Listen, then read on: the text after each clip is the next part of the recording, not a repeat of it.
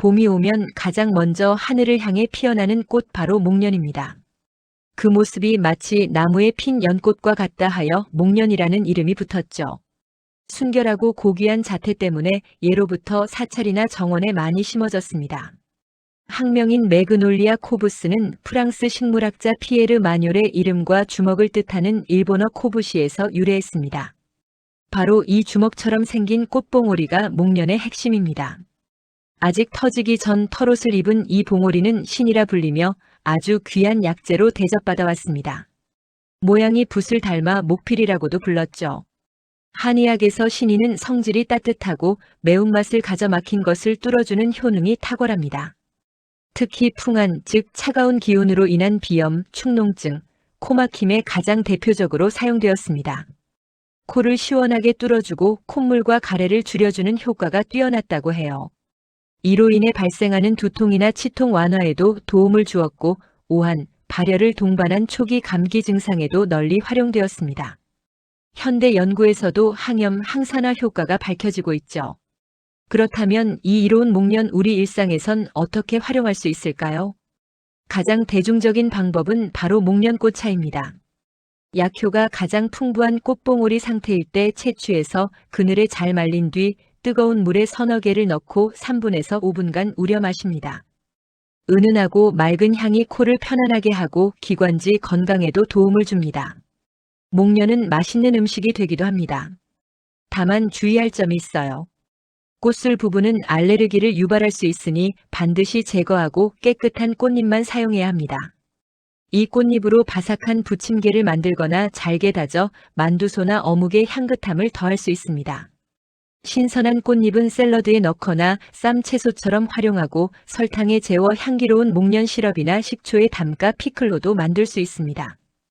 봄의 절정을 지나 꽃잎이 떨어지고 나면 목련은 푸른 잎을 무성하게 틔우며 여름을 맞이합니다. 그리고 가을이 되면 바로 이 독특한 모양의 열매를 맺게 됩니다. 울퉁불퉁한 모양이 정말 주먹 같죠? 코부스라는 이름이 붙은 이유를 알 것 같습니다. 봄의 시작, 고결함, 그리고 기다림. 목련은 우리 문화 속에서도 다양한 의미를 가집니다. 매년 봄 충남 태안의 천리포수목원에서는 세계 최대 규모의 목련 축제가 열려 900여 종의 목련을 만날 수 있습니다. 앙상한 가지에서 잎보다 먼저 꽃을 피우는 모습은 추운 겨울을 이겨내고 가장 먼저 희망을 피워내는 강인한 생명력을 상징합니다. 올봄에는 몸과 마음에 위로를 주는 향긋한 목련차 한 잔 혹은 특별한 목련 요리에 도전해 보시는 건 어떨까요? 봄이 오면 잎보다 먼저 피어나 나무에 피는 연꽃이라 불리는 이 꽃을 아시나요? 바로 기품 있는 자목련입니다. 자목련은 이름 그대로 자주색 목련이라는 뜻이에요. 꽃봉오리 모양이 붓을 닮아 목필이라고도 불렸죠. 이 봉오리는 한방에서 아주 중요한 약재로 쓰이는데요. 바로 신이라고 부릅니다. 신이는 특히 코 질환의 명약으로 알려져 있습니다. 꽉 막힌 코를 뚫어주고 줄줄 흐르는 콧물을 멈추게 하며 만성적인 비염과 축농증의 염증을 완화하는 데 탁월해요. 심지어 냄새를 잘 못 맡는 후각장애 개선에도 도움을 줍니다. 또한 코막힘에서 비롯된 두통을 가라앉히고 혈압을 낮추는 진정 효과도 가지고 있습니다. 그렇다면 이 좋은 자목련 어떻게 먹어야 할까요? 가장 대중적인 방법은 신이와 차로 즐기는 것입니다. 먼저 꽃이 활짝 피기 전에 봉오리를 채취해 그늘에서 잘 말려주세요. 이 말린 신이와 2에서 3g, 약 2~3개 정도를 찻잔에 넣고 뜨거운 물 약 200ml를 부어줍니다. 그리고 10분간 충분히 우려낸 후 은은한 향과 함께 마시면 됩니다. 하루 한두 잔으로 환절기 코 건강을 지킬 수 있어요. 더 강한 효과를 원할 땐 다른 약재와 함께 탕약으로 달여 복용하기도 합니다. 하지만 반드시 기억해야 할 주의사항이 있습니다. 자목련은 자궁 수축을 유발할 수 있기 때문에 임산부는 절대 사용해서는 안 됩니다. 또한 따뜻한 성질의 약재이므로 몸에 열이 많은 분은 피하는 것이 좋고 반드시 전문가와 상담 후 자신의 체질에 맞게 섭취해야 합니다. 물론 자목련은 약용 가치를 넘어 그 자체로도 큰 사랑을 받습니다. 봄의 정원을 화려하게 장식하는 대표적인 관상수이죠. 특히 충남 태안의 천리포수목원에서는 다양한 목련 품종들을 한자리에서 감상할 수 있습니다. 자목련의 꽃말은 숭고함과 자연에 대한 사랑입니다. 예로부터 선비의 고고한 기품을 상징하는 꽃이기도 했어요. 화려하게 피었다가 미련 없이 지는 모습에서 짧은 봄의 아름다움을 느끼게 해주는 자목련. 아름다움 속에 건강까지 품은 이 신비로운 꽃으로 올봄, 몸과 마음의 건강을 챙겨보는 건 어떨까요? 이른 봄, 가장 먼저 우리를 반겨주는 봄의 전령사 바로 별목련입니다. 이름부터 특별한데요. 학명의 종소명인 스텔라타는 라틴어로 별 모양이라는 뜻입니다. 꽃잎이 12장에서 18장까지 가늘고 길게 갈라져 마치 밤하늘의 별처럼 퍼지는 모습이죠. 그래서 영어 이름도 스타 매그놀리아랍니다. 일본이 원산지인 낙엽 관목으로 보통 2m에서 4m까지 자랍니다. 3월과 4월 잎이 나기도 전에 이렇게 복슬복슬한 꽃눈을 터뜨려 먼저 꽃을 피워내는 것이 가장 큰 특징이죠. 코를 대면 은은하고 부드러운 향기가 마음을 편안하게 해줍니다. 그래서 꽃말도 고귀함, 숭고한 사랑이에요. 별목련 중에서도 다양한 품종이 있는데요. 이건 큰 별목련 와일드캣 품종입니다. 일반 별목련보다 꽃잎이 훨씬 풍성하고 겹겹이 쌓여 있어 더욱 화려한 매력을 뽐내죠. 사실 목련은 예로부터 약재로도 쓰여왔습니다. 특히 이 목련의 꽃봉오리를 신이화라고 부르는데요. 한방에서는 이 신이화가 막힌 코를 뚫어주고 비염이나 축농증, 두통을 완화하는 데 효과가 있다고 봅니다. 하지만 중요한 점이 있습니다. 약용으로 쓰이는 것은 주로 백목련이며 우리가 보는 별목련은 대부분 관상용 품종이라는 사실. 약으로 사용하시려면 반드시 전문가와 상의해야 합니다. 대신 별목련은 꽃차로 즐길 수 있어요. 꽃이 활짝 피기 직전에 꽃잎을 따서 그늘에서 잘 말려주세요. 잘 말린 꽃잎을 끓는 물에 2~3장 넣고 1분에서 3분간 우리면 은은한 향을 품은 별목련 꽃차가 완성돼요. 화려했던 꽃의 시간이 지나면 그 자리에는 이렇게 싱그러운 초록 잎들이 돋아나고요. 계절이 깊어지면 꽃이 있던 자리에서 이렇게 독특한 모양의 열매가 자라나 또 다른 생명을 준비합니다. 별목련은 그 아름다움 덕분에 여러 축제의 주인공이 되기도 합니다. 겨울의 추위를 이겨내고 가장 먼저 봄을 알리는 꽃, 고결함과 우아함의 상징 별목련. 올봄에는 잠시 걸음을 멈추고 하늘의 별처럼 빛나는 이 꽃의 아름다움을 느껴보시는 건 어떨까요? 이 나무의 이름은 바로 일본 목련입니다. 오늘은 이 매력적인 나무에 대해 자세히 알아볼게요. 일본 목련은 높이 20m 이상 자라는 큰 키나무로 무엇보다 이 거대한 잎이 가장 큰 특징입니다. 잎의 길이는 무려 20에서 50cm에 달하고 잎 뒷면은 은백색 털이 촘촘해서 바람에 흔들릴 때마다 신비롭게 반짝입니다. 5월에서 6월 초여름이 되면 커다란 잎 사이로 이런 꽃봉오리가 맺히기 시작합니다. 그리고 곧 지름 20cm에 달하는 크림색의 거대한 꽃을 피워내죠. 이 꽃의 향기는 뇌살적이라는 표현이 어울릴 정도로 아주 진하고 달콤해서 멀리서도 느낄 수 있습니다. 화려한 꽃이 지고 나면 이렇게 독특한 모양의 열매가 자라기 시작하는데요.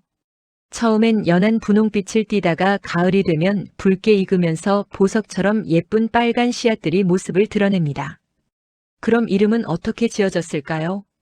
학명 OBOVATA는 거꾸로 된 달걀 모양이란 뜻으로 바로 이 잎의 모양에서 유래했습니다. 그리고 일본에 많이 자생해서 일본 목련이라 불리죠.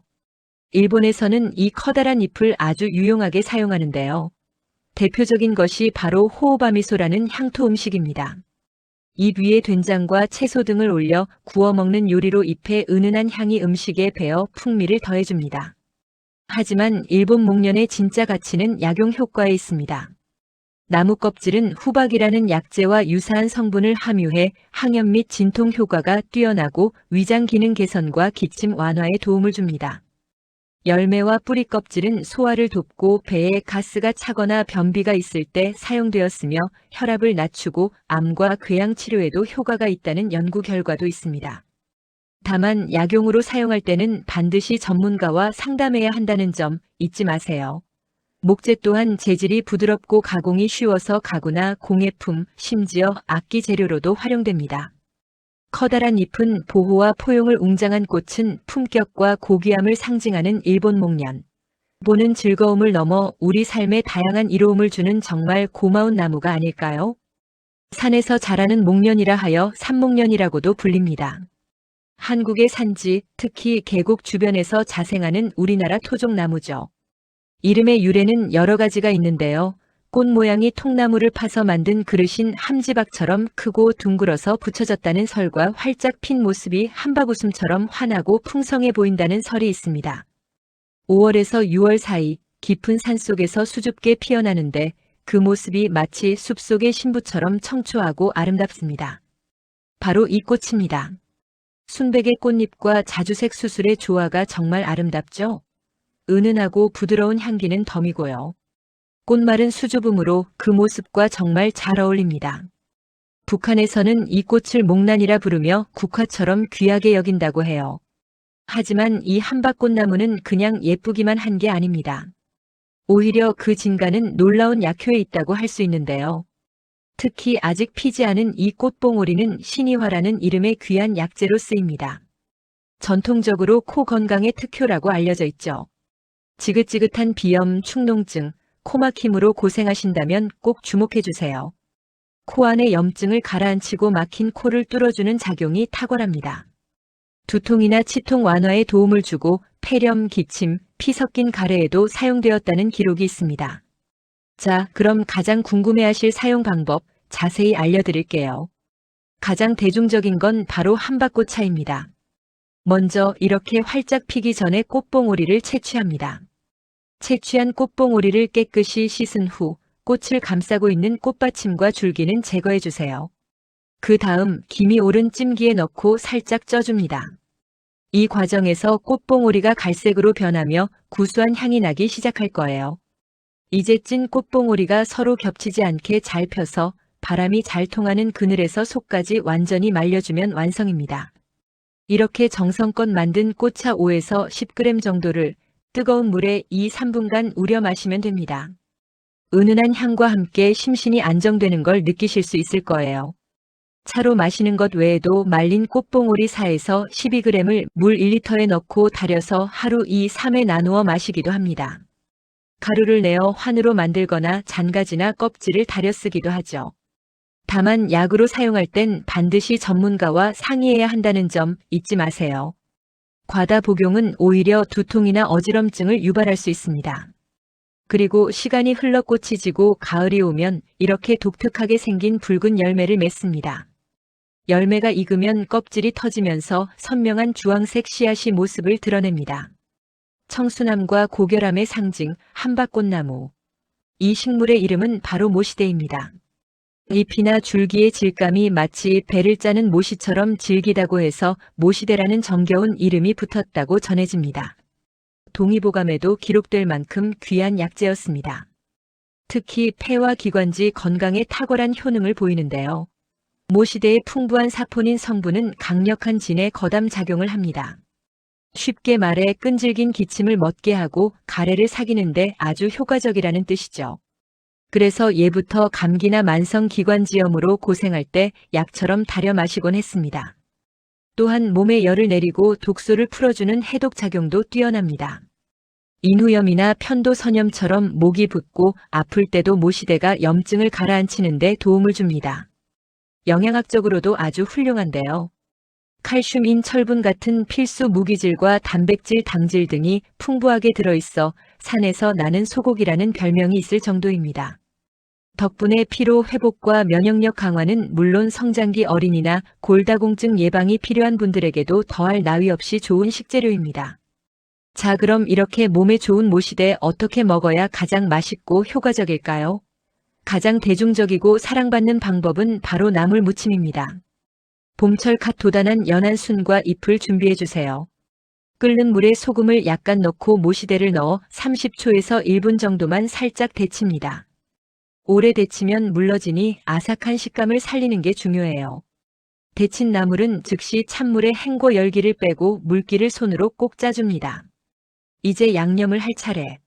국간장, 다진 마늘, 참기름, 깨소금을 넣고 조물조물 부드럽게 무쳐주세요. 기호에 따라 고춧가루를 조금 넣어도 좋습니다. 이렇게 완성된 모시대 나물은 쌉쌀하면서도 향긋한 풍미가 입맛을 돋우는 최고의 밥반찬이 됩니다. 아주 어린 잎은 쓴맛이 덜해 생으로 쌈을 싸먹거나 된장에 찍어 먹어도 별미입니다. 상큼한 맛이 살아있어 고기와 함께 먹으면 궁합이 아주 좋죠. 모시대는 뿌리 또한 버릴 것이 하나도 없습니다. 더덕이나 인삼처럼 생긴 이 굵은 뿌리는 약효가 응축된 부위인데요. 깨끗하게 씻은 후 껍질을 벗겨 더덕처럼 방망이로 차근차근 두드려 주세요. 그리고 고추장 양념에 묻혀 생채로 먹거나 들기름에 달달 볶아 먹으면 그 맛이 일품입니다. 뿌리를 얇게 썰어 된장국에 넣으면 국물 맛이 한층 깊어지고 간장, 설탕, 식초를 넣고 장아찌를 담가두면 훌륭한 밑반찬으로 오래 즐길 수 있습니다. 뿌리를 잘 말렸다가 차로 끓여 마시는 것도 좋은 방법입니다. 구수한 향이 일품인 모시대차는 환절기 기관지 건강을 지키는 천연 보호막이 되어줄 겁니다. 걷기만 해도 기분이 좋아지는 이런 아름다운 숲길을 걸어보신 적 있나요? 하늘을 향해 곧게 뻗은 나무들이 끝없이 펼쳐진 이국적인 풍경. 이 나무의 이름은 바로 메타세쿼이아입니다. 그런데 이 나무에는 아주 놀라운 이야기가 숨겨져 있어요. 원래 메타세쿼이아는 지구상에서 사라진 화석으로만 존재하는 멸종식물로 알려졌었죠. 그런데 1940년대 중국 스촨성에서 살아있는 개체가 기적처럼 발견된 겁니다. 그래서 살아있는 화석이라는 아주 특별한 별명을 얻게 되었습니다. 메타세쿼이아는 가을에 잎이 지는 낙엽 침엽수인데요. 잎사귀 모양이 마치 새의 깃털처럼 아주 부드럽고 최대 30m에서 40m까지 곧고 빠르게 자랍니다. 그 수영이 정말 아름다워서 담양이나 경주처럼 유명한 가로수길이나 수목원에서 쉽게 만날 수 있는 나무가 되었죠. 이 숲길을 걸으면 마음이 편안해지는 데에는 과학적인 이유가 있습니다. 나무가 내뿜는 피톤치드 덕분에 항균 및 스트레스 완화 효과를 얻을 수 있고 심리적 안정감을 주는 완벽한 산림욕을 즐길 수 있죠. 공기를 정화하고 미세먼지를 줄여주는 역할도 하고요. 그렇다면 이 나무는 우리 생활에서 어떻게 사용될까요? 길에서 이런 동그랗고 귀여운 열매를 보신 적 있나요? 많은 분들이 이 열매나 잎을 먹거나 차로 마실 수 있는지 궁금해하시는데요. 여기서 중요한 사실. 메타세쿼이아는 일반적으로 식용하는 식물이 아닙니다. 전통 약용 기록도 거의 없어 섭취는 피해야 합니다. 대신 아름다운 수영 덕분에 가로수나 공원수 같은 조경수로 가장 큰 사랑을 받고 있습니다. 목재는 비교적 부드러워 가공이 쉬워 건축재나 가구재로도 일부 사용되죠. 하지만 이 나무의 가장 좋은 활용법은 바로 이 길을 걸으며 자연을 만끽하는 힐링숲 체험 그 자체입니다. 특히 가을이 되면 이 길은 마법처럼 변합니다. 붉은 갈색으로 물든 단풍이 터널을 이루며 환상적인 풍경을 자아내죠.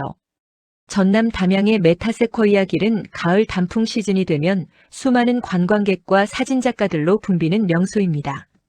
특유의 낭만적인 분위기 덕분에 각종 드라마나 영화 촬영지로도 자주 등장하며 힐링길의 상징이 되었습니다. 메타세쿼이아는 그 존재만으로도 우리에게 큰 의미를 줍니다. 살아있는 화석으로서 강인한 생명력과 부활을 상징하고 곧게 뻗은 모습은 정직과 끊임없는 성장을 의미하려. 그리고 붉게 물든 단풍은 우리에게 가을의 낭만과 따뜻한 치유를 선물합니다. 이번 주말 가까운 메타세쿼이아 길에서 잠시 쉬어가는 건 어떨까요? 메밀꽃은 소금을 뿌린 듯이 흐뭇한 달빛에 숨이 막힐 지경이다. 소설 메밀꽃 필 무렵의 바로 그 풍경입니다. 이 하얗거나 연분 홍빛 꽃을 피우는 식물이 바로 메밀인데요. 매는 산이나 거친 땅을 뜻하는 옛말로 척박한 땅에서도 잘 자라는 강인한 생명력을 이름에 담고 있죠. 키는 60에서 120cm까지 자라고 생육 기간이 짧아 파종 후 약 70일이면 수확이 가능합니다. 하지만 이 소박한 식물에 엄청난 효능이 숨어 있다는 사실 알고 계셨나요? 메밀의 가장 큰 특징은 바로 루틴 성분입니다. 모세혈관을 튼튼하게 하고 혈압을 안정시켜 혈관 질환 예방에 도움을 주죠. 강력한 항산화 작용으로 우리 몸을 건강하게 지켜주고 혈당 조절에도 도움을 주어 당뇨병 예방에도 유용합니다. 식이섬유가 풍부해 장 건강과 변비 예방은 기본이고 알츠하이머 예방과 간 해독 기능에도 효과가 있습니다. 심지어 두부보다 단백질 함량이 높고 글루텐이 없는 식품이라 밀 알레르기가 있는 분들에게 훌륭한 대안이 됩니다. 그렇다면 이 건강한 메밀 어떻게 먹어야 가장 맛있을까요? 단연 대표 음식은 막국수입니다. 원래 강원도에서 허기를 달래던 구황 음식이었지만 이제는 사계절 내내 사랑받는 건강식으로 자리 잡았죠. 메밀 특유의 구수함과 약간 거친 식감, 이게 바로 막국수의 진짜 매력이라고들 하죠. 시원한 동치미 국물에 편육 한 점 딱 얹어 먹으면 그야말로 일품입니다. 메밀 함량이 60에서 70%일 때 가장 맛이 좋다고 하는데요. 특히 막국수의 본고장 춘천에는 전문점만 200곳이 넘고 매년 축제까지 열린다고 합니다. 막국수 외에도 활용법은 무궁무진합니다. 탱글탱글한 메밀묵, 바삭한 메밀 전병과 부침개, 그리고 고소한 메밀차까지. 볶은 메밀을 끓는 물에 우려 마시는 메밀차는 카페인이 없어 누구나 부담 없이 즐길 수 있습니다. 메밀가루는 점성이 약해 밀가루와 섞어 쓰기도 하는데 빵이나 과자, 수제비로도 만들 수 있어요. 메밀은 우리 식탁뿐만 아니라 자연에게도 아주 중요한 식물입니다. 꽃이 많아 꿀벌에게 풍부한 꿀을 제공하는 밀원식물이고 토양을 비옥하게 만드는 효과도 있습니다. 메밀꽃의 꽃말은 순수, 연인, 그리움입니다. 그래서 평창 효성문화제나 고창 청보리밭 축제처럼 아름다운 메밀꽃밭은 많은 사람들의 발길을 끌죠. 하지만 이렇게 좋은 메밀도 주의할 점이 있습니다. 메밀 알레르기가 있다면 반드시 피해야 하고 과하게 섭취하면 복부 팽만을 유발할 수 있습니다. 특히 루틴 성분 때문에 혈압약을 드신다면 전문가와 상담이 필요합니다. 척박한 땅에서 피어나 우리 몸을 이롭게 하고 눈과 입을 즐겁게 하며 문학과 문화 속에 살아 숨쉬는 식물. 이것이 바로 메밀의 진정한 가치입니다. 길을 걷다 보면 흔히 마주치는 이 꽃 혹시 이름을 아시나요? 바로 매꽃입니다. 매는 산이나 들을 뜻하는 옛말로 들판에 흔히 자라는 나팔꽃 모양의 꽃이란 의미를 담고 있죠. 한자로는 덩굴이 감아 도는 특성을 살려 돌선자를 써서 선화라고도 부릅니다. 매꽃은 여러 해살이 덩굴 식물로 줄기가 다른 식물을 감고 올라가는 특징이 있어요. 5월에서 7월 사이 연분홍색의 아름다운 꽃을 피웁니다. 흔히 나팔꽃과 헷갈리지만 관상용으로 심는 일년생 나팔꽃과는 다른 야생화입니다.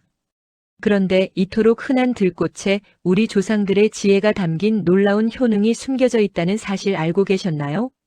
한방에서는 매꽃 뿌리를 선화라는 약재로 귀하게 사용했습니다. 이 뿌리에는 사포닌 성분이 풍부해 뛰어난 이뇨 작용으로 몸의 붓기를 빼주고 변비 개선에도 도움을 줍니다. 다만 과하게 먹으면 복통이나 설사를 유발할 수 있으니 주의해야 합니다. 옛 의서에는 허약한 것을 보하고 정기를 늘린다고 기록되어 있습니다. 여성의 불감증이나 방광염, 요실금은 물론 남성의 정력 감퇴, 조루, 당뇨병에도 사용되었죠. 소변과 대변을 원활하게 하고 위를 건강하게 하며 소화불량을 다스립니다. 오래 먹으면 기운이 나고 살결이 고와지며 장수한다고 전해집니다. 약으로 쓸 때는 주로 가을에 뿌리를 캐서 사용하는데요. 캐낸 뿌리를 잘 씻어 말린 후 달여서 마시거나 다른 약재와 함께 처방했습니다. 또한 매꽃은 구황식물이기도 했습니다. 1950년대의 힘든 시절 보리밥에 매꽃 뿌리를 넣어 허기를 달랬다고 합니다. 아주 어린 수는 데쳐서 쓴맛을 우려낸 뒤 나물로 먹기도 하지만 요즘은 식용보다 약용으로 더 가치가 높습니다. 매꽃의 꽃말은 속박, 유혹, 덧없는 사랑입니다. 다른 것을 휘감고 자라는 모습에서 비롯된 의미죠. 생태계에서는 벌과 나비에게 꿀을 제공하는 중요한 밀원식물이고요. 하지만 그 강인한 번식력 때문에 밭에서는 골치 아픈 잡초로 여겨지기도 합니다. 땅속 뿌리줄기로 번식해 한번 퍼지면 제거가 정말 어렵거든요. 정리하자면 매꽃은 야생에서 자라는 여러 해살이 약용식물이고 나팔꽃은 주로 관상용으로 가꾸는 한 해살이 식물이라는 점이 가장 큰 차이입니다. 이제 들판의 매꽃을 보면 그냥 지나치지 마세요. 척박한 땅에서도 꿋꿋이 피어나 우리에게 이로움을 주었던 작지만 강인한 생명력의 이야기. 그 이야기가 담겨 있으니까요. 혹시 산과 들에서 이런 앙증맞은 분홍색 꽃을 보신 적 있나요? 마치 멍석을 깔아놓은 것처럼 땅을 넓게 덮으며 자라는 이 식물의 이름은 바로 멍석딸기입니다. 이름 그대로 멍석과 딸기의 합성어죠. 줄기가 옆으로 길게 뻗는 모습에서 유래한 정겨운 이름입니다. 주로 5월에서 6월 사이 이렇게 연한 분홍색 꽃을 피우고 6월에서 7월이 되면 새콤달콤한 붉은 열매가 열립니다. 줄기에는 가는 가시가 있어서 만질 때는 조심해야 해요. 번식력이 아주 강한 장미과 식물이랍니다. 멍석딸기는 예로부터 귀한 대접을 받았는데요. 안토시아닌과 폴리페놀 같은 항산화 성분이 풍부하고 혈액순환과 피로 회복에 도움을 준다고 알려져 있습니다. 민간에서는 해열 소염 작용이 있어 약재로도 사용했죠. 그럼 이 멍석딸기 어떻게 먹을까요? 가장 좋은 방법은 잘 익은 붉은 열매를 자연에서 바로 따서 생과로 즐기는 것입니다. 양이 많다면 효소나 청을 담가보세요. 깨끗이 씻은 열매와 설탕을 1:1 비율로 섞어 서늘한 곳에서 2~3개월 숙성시키면 맛있는 음료 베이스가 완성됩니다. 35도 이상의 소주를 부어 3개월 이상 숙성하면 향기로운 담금주로도 즐길 수 있고 잎과 줄기는 잘 말려서 차로 끓여 마시기도 합니다. 혹시 이런 잎을 보셨나요? 마치 눈이 내린 듯한 흰 무늬가 있는 잎인데요. 바로 설국이라는 이름을 가진 특별한 품종의 멍석딸기입니다. 관상용으로도 가치가 아주 높죠. 집에서 키우고 싶다면 햇볕이 잘 들고 물 빠짐이 좋은 곳에 심어주세요. 다만 번식력이 매우 강하니 주기적인 가지치기는 필수입니다. 농촌의 추억이 담긴 자연 간식, 맛도 좋고 몸에도 좋은 멍석딸기. 올 여름엔 꼭 한번 맛보시는 건 어떨까요? 혹시 폐의 허브라고 불리는 식물을 아시나요? 바로 멀레인입니다. 잎과 줄기를 뒤덮은 이 보송보송한 솜털이 멀레인의 가장 큰 특징인데요. 학명 베르바스쿰은 라틴어로 수염을 멀레인은 부드럽다는 뜻을 담고 있을 만큼 온몸이 부드러운 털로 덮여 있습니다. 원산지는 유럽과 서아시아지만 지금은 전 세계에서 자생하는 2년생 식물이죠. 첫 해에는 이렇게 잎만 무성하게 자라다가 두 번째 해에 1m가 훌쩍 넘는 긴 꽃대를 올리고 노란 꽃을 피웁니다. 서양 전통 허브 요법에서 멀레인은 아주 특별한 별명으로 불립니다. 바로 폐의 허브. 오래전부터 기침을 완화하고 가래를 삭이며 기관지를 진정시키는데 널리 사용되어 왔기 때문입니다. 천식이나 백일에 목이 쉬었을 때도 큰 도움이 되었다고 전해져요. 그뿐만 아니라 꽃으로 만든 허브차는 진정 효과가 있어 불면증에 쓰였고 이뇨 작용을 도와 비뇨기 계통의 염증을 가라앉히는 데도 활용됐습니다. 또 통증 완화 효과도 있어 류마티스나 관절염, 타박상에는 잎을 찧어 붙이기도 했죠. 심지어 멀레인을 우린 물로 머리를 헹구면 윤기가 흘렀다고도 합니다. 그럼 이렇게 유용한 멀레인 어떻게 사용해야 할까요? 가장 대표적인 방법은 역시 차입니다. 잘 말린 멀레인 잎 12작은술을 뜨거운 물 200ml에 넣고 10분에서 15분간 충분히 우려냅니다. 맛은 부드럽고 은은한 풀향이 나요. 여기서 절대 잊지 말아야 할 가장 중요한 점. 잎의 미세한 솜털이 목을 자극할 수 있으니 반드시 아주 고운 거름망이나 천에 꼼꼼하게 걸러서 마셔야 합니다. 두 번째 방법은 멀레인 오일입니다. 꽃을 올리브유에 23주 담가 숙성시키면 완성되는데 전통적으로 귀 통증 완화의 외용으로 사용했습니다. 북미 원주민들은 호흡기 정화를 위해 잎을 태워 그 연기를 들이마시는 훈증 요법을 사용하기도 했습니다. 멀레인은 문화적으로도 재미있는 상징을 가집니다. 하늘로 길게 솟은 꽃대 모양 때문에 촛불 식물이라는 별명이 붙었는데요. 실제로 중세 유럽에서는 꽃대를 말려 기름을 묻혀 횃불의 심지로 사용했다고 해요. 또한 고대에는 악령을 막아주는 강력한 보호의 허브로 여겨지기도 했습니다. 오늘날 멀레인은 허브차 블렌딩이나 천연 기침 시럽의 재료로 쓰이고 독특한 생김새 덕분에 관상용으로도 사랑받고 있죠. 하지만 모든 허브가 그렇듯 사용 전엔 알레르기 반응을 확인하고 임산부나 수유부는 반드시 전문가와 상담해야 합니다. 자연이 우리에게 준 부드러운 선물. 호흡기를 위한 허브 멀레인이었습니다. 이 식물의 이름은 바로 멀꿀입니다. 이름의 유래가 참 재미있어요. 열매가 다 익으면 껍질이 저절로 벌어지면서 꿀처럼 달콤한 과육이 드러난다고 해서 멀꿀이라는 이름이 붙었고요. 멀꿀은 우리나라 토종 상록성 덩굴식물이에요. 겨울에도 푸르름을 잃지 않는 두껍고 윤기나는 잎이 특징이죠. 자세히 보면 보통 5개에서 7개의 작은 잎들이 모여 하나의 잎을 이룹니다. 그리고 봄 4월에서 5월이 되면 이렇게 신비로운 연보라색 또는 자줏빛 꽃을 피웁니다. 은은한 향기가 바람을 타고 퍼져나가 봄의 정취를 더해주는 아름다운 꽃이죠. 이 작은 꽃망울들이 하나둘 터지기 시작하면 멀꿀의 진짜 이야기가 시작됩니다. 꽃이 지고 난 자리에는 이렇게 작고 푸른 열매가 맺히기 시작해요. 여름 내내 따스한 햇볕을 듬뿍 받으며 무럭무럭 자라나죠. 그리고 마침내 가을 9월에서 10월이 되면 길쭉한 타원형의 열매가 탐스러운 자주색으로 익어갑니다. 주로 제주도나 남해안의 따뜻한 지역에서 자생하는 귀한 열매랍니다. 자, 그럼 가장 궁금해하실 멀꿀 먹는 법을 자세히 알려드릴게요. 가장 중요한 포인트는 완전히 익을 때까지 기다리는 거예요. 열매가 충분히 익으면 껍질이 자연스럽게 살짝 벌어지는데 바로 그때가 신호입니다. 벌어진 틈으로 숟가락을 넣어 우윳빛의 하얀 과육을 부드럽게 떠서 드시면 돼요. 그 맛은 마치 잘 익은 바나나의 달콤함과 열대과일 망고의 향긋함이 어우러진 듯한 환상적인 맛을 자랑합니다.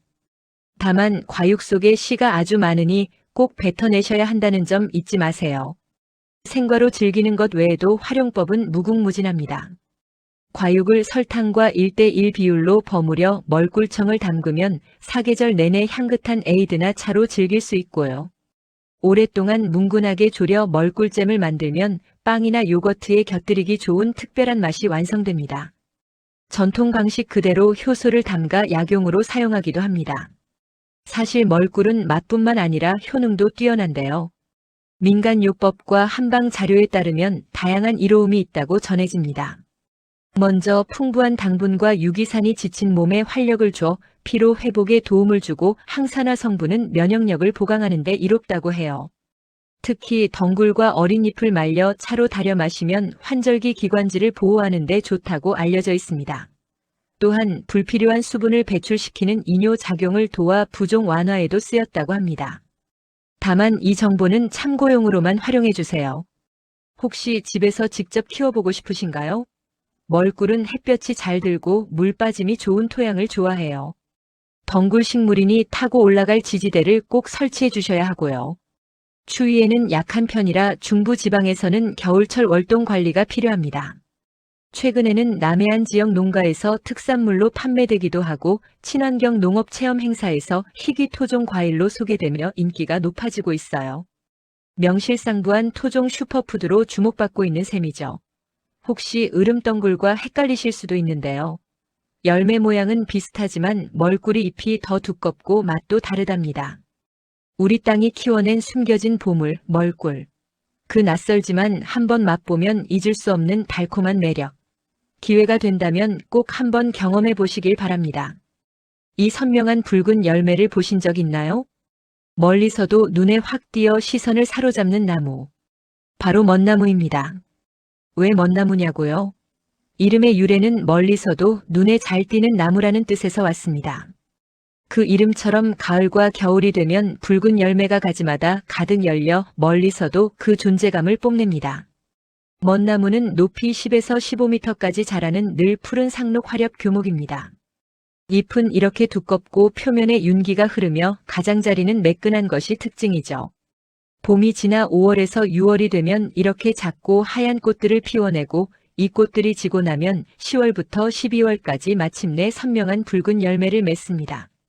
주로 따뜻한 남부지방과 제주도 해안가에서 자라며 특히 추운 겨울 새들의 소중한 먹이가 되어주기도 합니다. 그럼 이 멋나무 어떻게 사용될까요? 가장 먼저 조경과 관상용으로 큰 사랑을 받습니다. 붉은 열매가 겨우내 오랫동안 달려있어 겨울 풍경을 아름답게 만드는 경관수로 인기가 높습니다.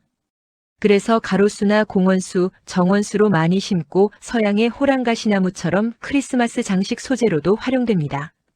멋나무는 약용으로도 사용된 기록이 있습니다. 민간요법에서는 주로 잎이나 나무 껍질을 사용했는데요. 이것들을 잘 말려서 소량 달인 후 차처럼 마시거나 달인 물을 피부 세정에 쓰기도 했습니다. 항염 작용이나 해열, 진통에 도움을 주고 기관지 완화와 이뇨 작용에도 쓰였다고 전해집니다. 하지만 여기서 정말 중요한 점이 있습니다. 멋나무가 속한 감탕나무과 식물은 성분이 강할 수 있기 때문에 전문가의 처방 없이 임의로 복용하는 것은 절대 금물입니다. 그리고 이 예쁜 열매, 먹음직스러워 보이지만 식용으로는 거의 사용하지 않는다는 점도 꼭 기억해 주세요. 멋나무는 그 모습만큼이나 좋은 상징성도 지닙니다. 겨울에도 시들지 않는 푸른 잎은 굳건한 절개와 지조를 상징하고 풍성하게 열리는 붉은 열매는 풍요와 길상을 의미합니다. 특히 제주 지역에서는 거센 바닷바람을 막아주는 방풍림이자 마을을 지켜주는 보호수로 여겨졌습니다. 서귀포시 서호동에는 시도 기념물로 지정된 멋나무도 있답니다. 자, 정리해 볼까요? 멋나무는 겨울철 붉은 열매로 멀리서도 눈에 띄는 아름다운 상록 교목으로 주로 관상용과 조경용으로 그 가치가 매우 크며 일부 지역에서는 민간 약용으로도 전해 내려오는 우리 곁의 소중한 나무입니다. 이 식물은 먹넌출입니다. 이름이 참 독특하죠? 표지판 설명처럼 가지가 먹을 칠한 듯 검고 덩굴처럼 길게 뻗어나가 먹넌출이라 불립니다. 한자로는 검은 열매가 열리는 나무 흑과목이라고도 하죠. 이름 그대로 검은 열매와 강인한 덩굴이 특징입니다. 한국 남부와 중부 지방의 산기슭에서 자생하며 봄이 오면 이렇게 파릇파릇한 새잎을 올립니다. 이 덩굴은 주변 나무나 구조물을 감고 오르며 자라죠. 6월과 7월 여름의 문턱에서 이렇게 작고 수수한 흰색 또는 연노란색 꽃을 피웁니다. 벌과 나비들을 조용히 불러 모으는 시간입니다. 꽃이 지고 가을이 깊어지면 그 자리엔 작은 열매들이 송골송골 맺힙니다. 9월에서 10월 붉었던 열매는 점차 검은색으로 완숙됩니다. 바로 이 열매에 먹넌출의 진짜 매력이 숨어 있습니다. 자, 그럼 이 보석 같은 열매를 즐기는 방법을 자세히 알아볼까요? 첫째, 생으로 맛보기. 완전히 검게 익은 열매를 소량 먹어보세요. 떫은 맛이 살짝 스치지만 이내 은은한 단맛이 입안에 퍼집니다. 둘째, 향긋한 먹넌출차. 열매를 깨끗하게 씻어 햇볕이나 건조기에 잘 말려줍니다. 그 다음 약한 불로 달군 팬에서 타지 않게 살짝 덮어주세요. 이 과정을 거치면 구수한 향이 살아납니다. 뜨거운 물에 한 스푼 넣고 5분에서 10분 정도 우리면 몸을 따뜻하게 해주는 건강차가 완성됩니다. 셋째, 특별한 담금주. 잘 익은 열매를 용기에 3분의 1 정도 채우고 30도 이상의 담금용 소주를 가득 부어줍니다. 밀봉해서 서늘한 그늘에 3개월에서 6개월 이상 숙성시키면 짙은 색과 깊은 풍미를 지닌 건강주를 맛볼 수 있습니다. 다만 어떤 방법이든 과다 섭취는 금물입니다. 위장에 자극을 줄 수 있으니 꼭 소량으로만 즐겨주세요. 예로부터 먹넌출은 약재로도 귀하게 쓰였습니다. 열매의 풍부한 안토시아닌은 강력한 항산화 작용으로 노화 방지를 돕고 뿌리와 줄기는 혈액순환을 개선하고 피로 회복에 도움을 준다고 알려져 있습니다. 최근에는 면역력 증진과 항염 효과에 대한 연구도 보고되고 있습니다. 그 덩굴지는 특성 덕분에 정자나 울타리, 파고라를 꾸미는 조경용으로도 아주 훌륭합니다. 가을이면 검은 열매가 주렁주렁 열려 관상 가치가 높고 야생 조류에게는 소중한 먹이가 되어주기도 합니다. 척박한 곳에서도 싹을 틔우고 작은 꽃을 피워내며 마침내 검고 귀한 열매를 맺는 먹넌출. 알록달록 오묘한 색깔이 정말 신비롭죠. 포도 같기도 하고 블루베리 같기도 한 이 식물의 이름은 바로 개머루입니다. 우리가 아는 머루와 비슷하지만 야생성이 강하다는 의미로 접두사계가 붙었습니다. 또 다른 이름은 사포도인데요. 뱀사 포도포. 길게 뻗어나가는 덩굴 모양이 마치 뱀 같다고 하여 붙여진 한방 이름입니다. 개머루는 우리나라 산과 들, 숲 가장자리에서 흔히 자라는 낙엽성 덩굴 식물입니다. 잎은 보통 이렇게 3개에서 5개로 갈라지고 여름에는 작은 연녹색 꽃이 핍니다. 그리고 가을이 되면 이 식물의 진짜 매력이 드러나죠. 열매가 처음엔 청록색이었다가 점점 남색, 보라색 등 여러 빛깔로 익어갑니다. 이 아름다운 모습 때문에 관상 가치가 높아 자연형 정원을 꾸밀 때 활용되기도 합니다. 그런데 이렇게 예쁘고 포도처럼 생겼으니 맛이 궁금해지는데요. 과연 먹어도 될까요? 잠깐. 아주 중요한 사실이 있습니다. 개머루는 일반 포도처럼 생으로 먹는 것을 권장하지 않습니다. 일부 종은 독성이 보고되기도 했고 정확한 식물 동정 없이 섭취하는 것은 위험할 수 있습니다. 그럼 이 식물은 어디에 사용될까요?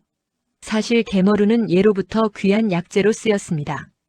한방에서는 개머루의 줄기와 열매를 사용하는데 몸에 열을 내리고 독을 풀어주는 청열해독 작용이 뛰어나다고 알려져 있습니다. 또한 염증을 가라앉히고 통증을 줄여주는 효과가 있어 관절통이나 타박상 완화에 도움을 주고 종기나 피부염 등에도 보조적으로 활용되었습니다. 현대 의학적으로도 플라보노이드 같은 항산화 성분이 보고되었지만 약용으로 사용하려면 반드시 전문가와 상담해야 합니다. 전통적으로는 덩굴이나 줄기를 잘라 물에 넣고 푹 달여서 약으로 마셨고 열매는 잘 말려서 다른 약재와 함께 사용했습니다. 민간에서는 술에 담가 약용주로 이용하기도 했죠. 이처럼 현대에는 직접 먹기보다는 약용, 관상용으로서의 가치가 더 큽니다. 개머루는 우리나라 전역의 사냐에서 자생하며 가을에 오색으로 변하는 열매 덕분에 사진작가들에게도 인기 있는 소재입니다. 또한 새들의 중요한 먹이가 되어 우리 생태계를 건강하게 유지하는 데 중요한 역할을 하기도 합니다. 비슷한 식물로는 우리가 잘 아는 머루 그리고 왕머루 등이 있습니다. 정리하자면 개머루는 포도를 닮았지만 야생성이 강한 덩굴 식물로 뛰어난 약용 가치와 관상 가치를 지녔으며 생태적으로도 의미 있는 우리 식물입니다. 다만 그 아름다움에 취해 함부로 입에 대서는 안 된다는 점 꼭 기억해 주세요. 언뜻 보면 평범한 식물 같지만 알고 보면 아주 쓸모가 많은 식물이 있습니다. 바로 털머위입니다. 이름이 조금 독특하죠? 머위라는 이름은 넓고 둥근 잎 모양이 말의 귀를 닮았다고 해서 붙여졌어요. 그리고 잎과 잎자루에 부드러운 털이 많아서 일반 머위와 구분하기 위해 털이라는 글자가 앞에 붙었죠.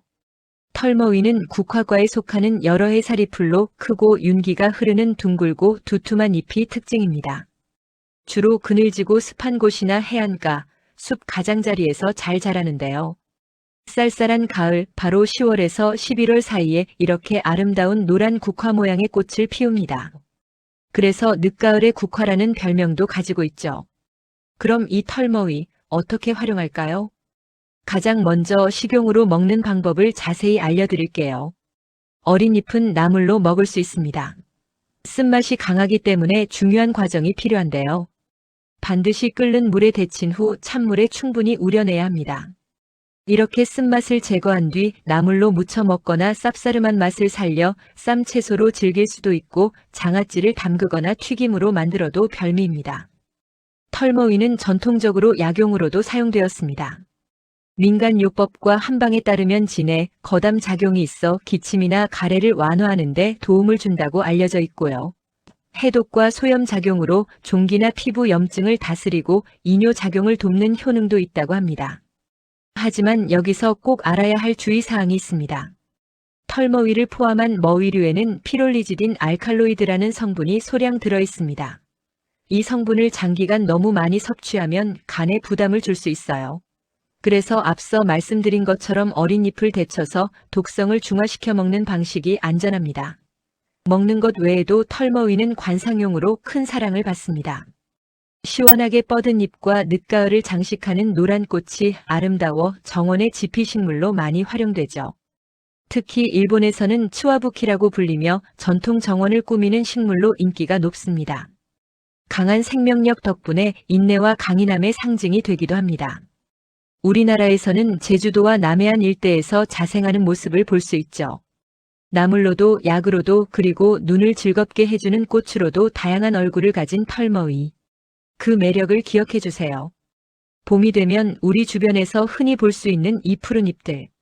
무심코 지나쳤을지 모르지만 이 안에는 놀라운 생명력이 숨어 있습니다. 만병의 근원인 염증을 몰아내는 명약으로 불리는 식물. 바로 머위입니다. 머위라는 이름은 먹는 나물에서 유래했다는 설과 넓은 잎이 멀리 뻗는다는 의미에서 왔다는 설이 있습니다. 꽃봉오리가 마치 벌집처럼 둥글게 모여 있어 봉두채 또는 봉두근이라는 근사한 이름도 가지고 있죠. 머위의 가장 신기한 특징은 이른 봄, 잎보다 먼저 꽃대가 올라와 혹독한 겨울의 끝과 희망찬 봄의 시작을 알린다는 것입니다. 한방에서는 이 꽃봉오리를 관동화라 부르며 오랜 기침과 가래를 다스리는 귀한 약재로 사용했습니다. 또한 이뇨작용을 돕고 혈압 안정에도 도움을 줬죠. 하지만 머위의 진가는 현대에 와서 더욱 주목받고 있습니다. 스위스의 156년 전통 생약 전문 회사 젤러는 바로 이 머위 추출물로 알레르기성 비염 치료제를 개발했습니다. 강력한 항알러지 작용을 입증한 셈이죠. 뿐만 아닙니다. 뇌신경세포 파괴를 막아 치매 예방에 도움을 줄 수 있으며 전립선 비대증 증상 완화와 대사증후군 개선에도 효과가 있다는 연구 결과가 있습니다. 하지만 여기서 가장 중요한 사실, 머위에는 피롤리지딘 알칼로이드라는 미량의 독성 성분이 함유되어 있습니다. 그래서 절대로 생으로 드시면 안 됩니다. 다행히 이 독성은 열에 아주 약해서 끓는 물에 데치거나 익혀 먹으면 완전히 사라지니 안심하세요. 쓴맛을 줄이고 부드럽게 즐기려면 끓는 소금물에 살짝 데친 후 찬물에 잠시 담가두면 됩니다. 이렇게 손질한 머위잎은 향긋한 쌈밥이나 나물 무침, 된장국, 장아찌로 만들어 먹으면 그 맛이 일품입니다. 이른 봄에만 맛볼 수 있는 별미, 머위순이라고 불리는 꽃대는 살짝 데쳐 초고추장에 찍어 먹거나 바삭하게 튀김으로 만들어 먹어도 정말 맛있습니다. 말린 잎과 꽃은 차로 우려 마시면 몸속 독소 배출과 혈액순환에 도움을 줍니다. 머위의 진정한 힘은 땅속 뿌리에 있다는 말도 있습니다. 머위 뿌리는 암세포의 성장을 억제하고 사멸시키며 암으로 인한 통증까지 완화하는 데 도움을 준다고 알려져 있습니다. 간경화, 고지혈증, 당뇨 등 각종 성인병 관리에도 이롭죠. 민간에서는 12월에 채취한 뿌리를 얼렸다 녹이기를 반복해 약성을 극대화한 뒤 달여서 복용하기도 했습니다. 이처럼 강인한 생명력으로 겨울을 이겨내기에 머위의 꽃말은 공감과 기다림 그리고 인내와 희망입니다. 강원도 정선이나 양평 산나물 축제에 가면 이 머위를 활용한 다양한 음식을 맛볼 수 있는 우리 몸을 지키는 천연 약초 머위였습니다. 혹시 이 꽃 아시나요? 마치 불꽃처럼 활활 타오르는 모습인데요. 바로 촛불맨드라미입니다. 꽃 모양이 촛불처럼 위로 솟아붙은 이름이죠. 우리가 흔히 아는 닭벼슬 모양 맨드라미와는 조금 다른 원통형 품종이에요. 학명은 셀로시아 아르겐테아 스피카타. 셀로시아는 불타는 것이란 뜻의 그리스어에서 왔는데 정말 이름과 모습이 딱 어울리죠? 아르겐테아는 은빛이라는 뜻을 담고 있습니다. 비름과에 속하는 한해살이 풀로 원산지는 인도와 열대 아시아입니다. 개화 시기는 7월부터 10월까지이며 키는 30에서 80cm까지 자라요. 붉은색, 분홍, 노랑, 흰색 등 정말 다양하고 화려한 색을 자랑하죠. 햇빛을 정말 좋아하고 건조에도 강해서 키우기 좋은 식물 중 하나입니다. 그런데 이 아름다운 촛불맨드라미를 먹을 수도 있다는 사실 알고 계셨나요? 어린 잎은 나물처럼 살짝 데쳐서 무쳐 먹고 일부 지역에서는 쌈채소로도 이용한대요. 씨앗은 잘 말려서 차로 우려 마실 수 있습니다. 꽃은 어떻게 활용할까요? 건조시켜서 향기로운 꽃차로 마시거나 색이 오래 유지돼 드라이플라워로도 인기가 많아요. 물론 화단이나 정원 조경용으로도 최고고요. 촛불맨드라미는 일반 맨드라미와 같은 종이라 약용 활용도 비슷한데요. 전통적으로 지혈 작용을 돕고 이질이나 설사를 완화하는 데 사용됐습니다. 염증 완화나 눈 건강에도 도움을 준다고 알려져 있죠. 한방에서는 이 씨앗을 청상자라고 부르며 귀한 약재로 썼답니다. 하지만 이건 어디까지나 전통적인 활용법이니 전문적인 약용은 꼭 한의사와 상담하세요. 문화적으로 맨드라미는 예로부터 부귀, 장수 그리고 열정을 상징했어요. 선명한 색이 오래가서 가을 화단을 대표하는 꽃이기도 하죠. 그래서 가을꽃 축제나 농촌 체험마을에서 쉽게 만나볼 수 있고요. 충남 예산군에서는 가을 경관작물로도 많이 재배한답니다. 심지어 제사상에 올리는 장식용 꽃으로도 사용됐습니다. 이런 특징들 때문에 꽃말도 정말 강렬해요. 바로 뜨거운 사랑 그리고 열정 또 변치 않는 마음입니다. 촛불처럼 타오르는 꽃 모양에서 유래된 의미들이죠. 여러분의 뜨거운 마음을 전하고 싶을 때 촛불맨드라미로 마음을 표현해 보세요.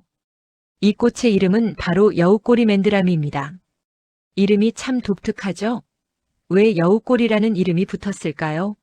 우리가 흔히 알던 닭벼슬 모양의 맨드라미와는 달리 꽃차례가 길고 부드럽게 늘어진 모습이 마치 살랑이는 여우의 꼬리를 쏙 빼닮았다고 해서 붙여진 이름입니다.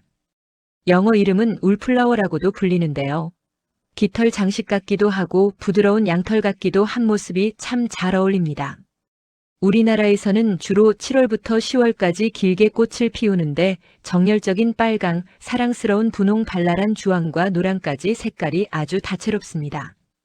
이 식물은 햇빛을 정말 좋아하는 대표적인 양지 식물이라서 배수가 잘 되는 토양에 심어주면 한여름의 건조와 더위에도 끄떡없이 잘 자라납니다.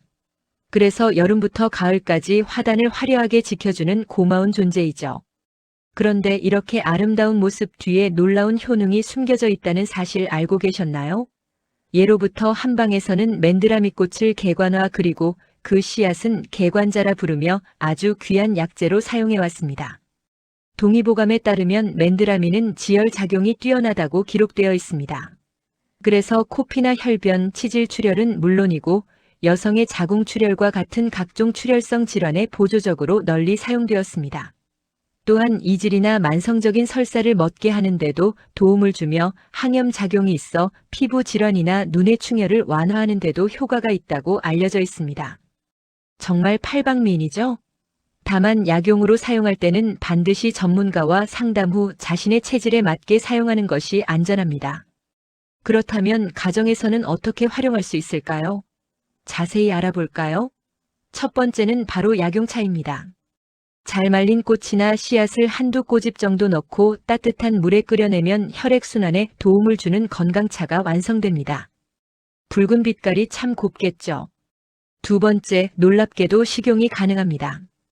특히 아프리카나 동남아시아에서는 어린 잎과 줄기를 중요한 잎채소로 활용합니다. 우리나라에서도 과거에는 부드러운 어린 잎을 살짝 데쳐 나물로 무쳐 먹기도 했습니다. 세 번째는 뭐니 해도 관상용 가치입니다. 생생한 색감과 독특한 질감 덕분에 그 자체로 훌륭한 꽃꽂이 소재가 되고요. 특히 건조에도 색과 형태가 거의 변하지 않는 특성 때문에 드라이플라워나 리스, 포프리 등 다양한 공예 작품에 아주 인기가 많습니다. 이런 불타는 듯한 모습 때문일까요? 여우꼬리 맨드라미의 꽃말은 열정 영원한 사랑, 그리고 불타는 마음입니다. 예로부터 붉은색은 길한 기운을 부른다고 하여 시골집 마당이나 장독대 옆에서 여름의 시작과 끝을 함께하던 정겨운 꽃이기도 합니다. 요즘은 가을이 되면 여우꼬리 맨드라미를 대규모로 감상할 수 있는 명소들이 많은데요. 순천만국 가정원이나 태안 코리아 플라워파크 등에서 열리는 가을꽃 축제에 방문하시면 바람에 일렁이는 붉은 물결의 장관을 만끽하실 수 있습니다. 직접 키워보는 재미도 쏠쏠합니다. 씨앗은 봄철 4월에서 5월경 평균 기온이 20도 이상으로 오르면 파종하는 것이 좋습니다. 햇빛을 충분히 받아야 웃자라지 않고 꽃색도 선명해진다는 점 꼭 기억해 주세요. 보고만 있어도 뜨거운 에너지가 전해지는 꽃 여우꼬리 맨드라미. 여러분의 일상에도 이 강렬한 아름다움으로 생기와 열정을 더해보시는 건 어떨까요? 이 독특한 모양의 꽃 이름이 왜 맨드라미인지 아시나요?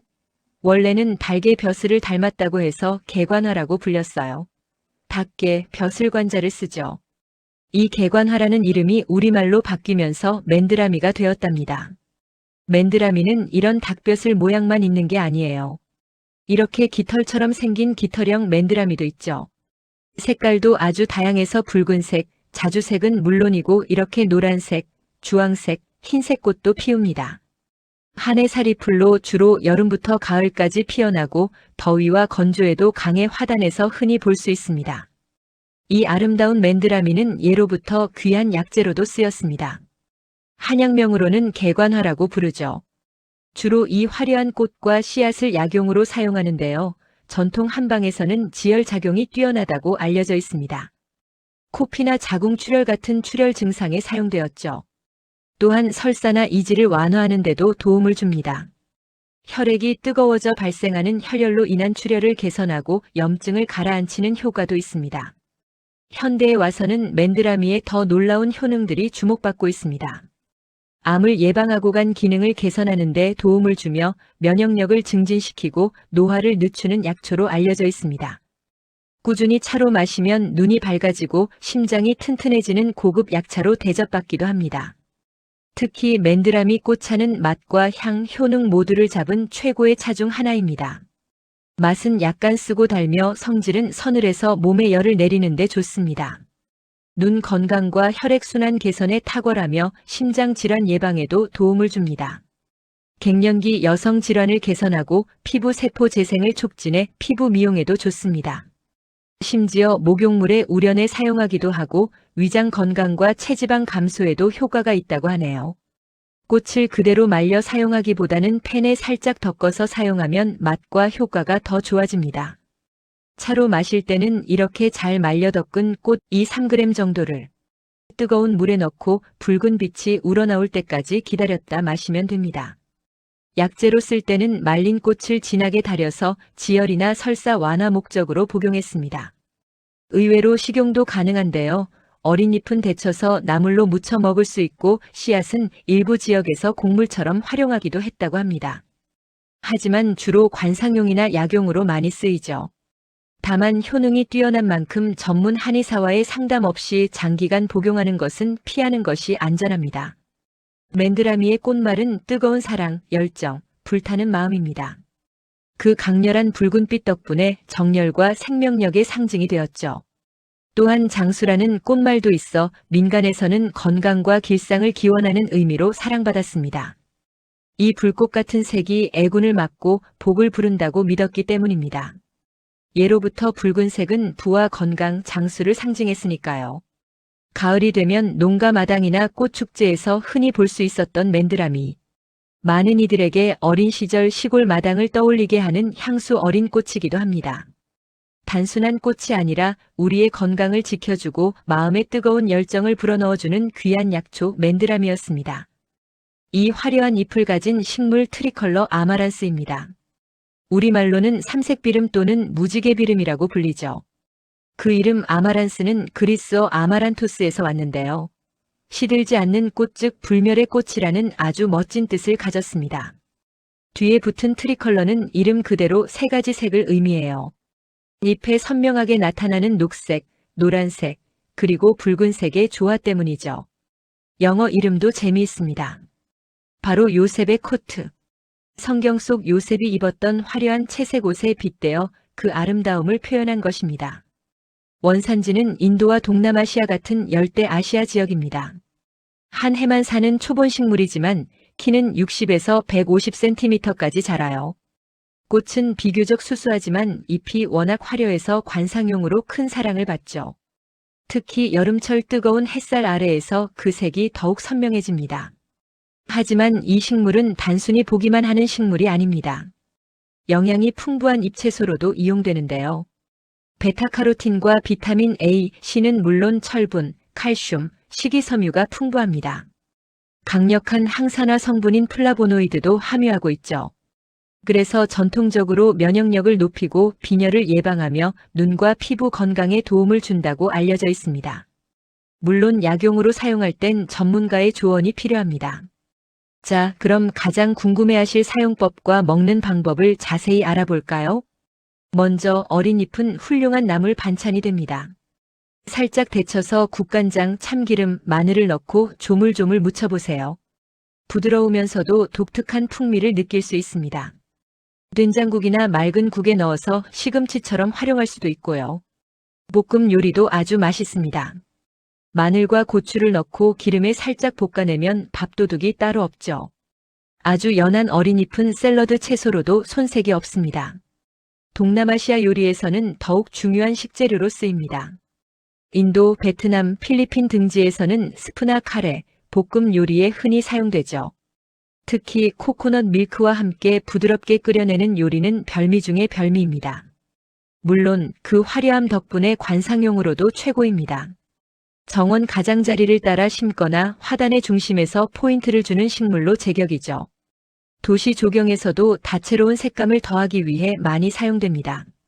문화적으로도 의미가 깊은 식물입니다. 같은 아마란스 속의 다른 식물들은 고대 문명에서 신성한 곡물로 여겨지며 제사에 사용되기도 했습니다.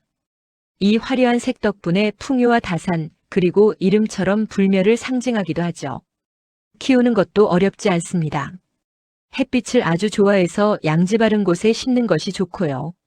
물 빠짐이 좋은 흙을 선호하며 더위에도 아주 강합니다. 씨앗으로 쉽게 번식하고 병해충에도 비교적 강한 편이라 초보자도 쉽게 도전할 수 있습니다. 정리해 볼까요?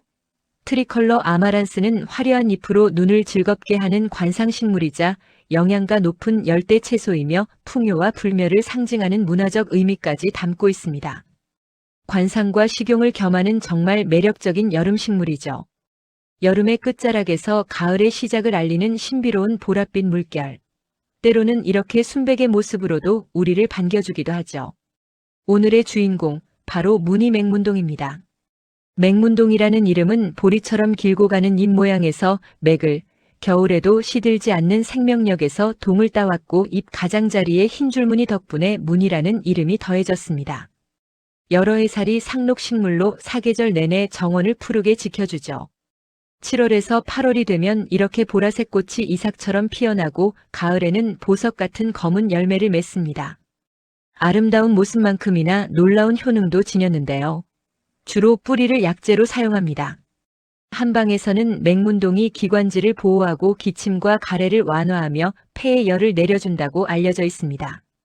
또한 몸의 진액을 보충해 면역력을 높이는 데도 도움을 줍니다. 하지만 여기서 중요한 점. 약용으로는 전문적으로 재배된 일반 맥문동을 사용하는 것이 원칙입니다. 지금 보시는 관상용 무늬 맥문동은 약효가 일정치 않을 수 있으니 주의해야 해요. 그럼 어떻게 활용할 수 있을까요? 가장 일반적인 방법은 차로 마시는 겁니다. 맥문동 뿌리 10에서 15g을 물 1리터에 넣고 약불로 30분간 달여 하루 두세 번 따뜻하게 즐겨보세요.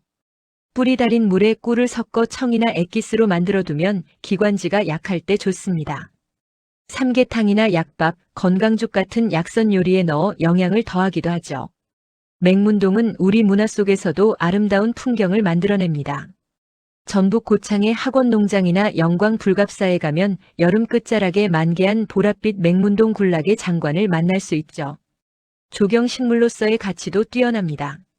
그늘진 곳에서도 잘 자라고 잡초 억제 효과까지 있어 관리가 편하거든요. 은은한 잎 무늬가 고급스러워 정원이나 테라스에 품격을 더해줍니다. 그늘에서도 묵묵히 자라는 성질 때문에 맥문동의 꽃말은 기다림, 겸손, 그리고 인내입니다. 화려하진 않지만 은은한 아름다움으로 우리 곁을 지키는 무늬 맥문동. 몸과 마음의 건강한 쉼을 선물하는 이 작은 식물을 여러분의 공간에 들여보는 건 어떨까요? 길을 걷다 보면 흔히 볼 수 있는 이 보라색 꽃 이름을 알고 계신가요?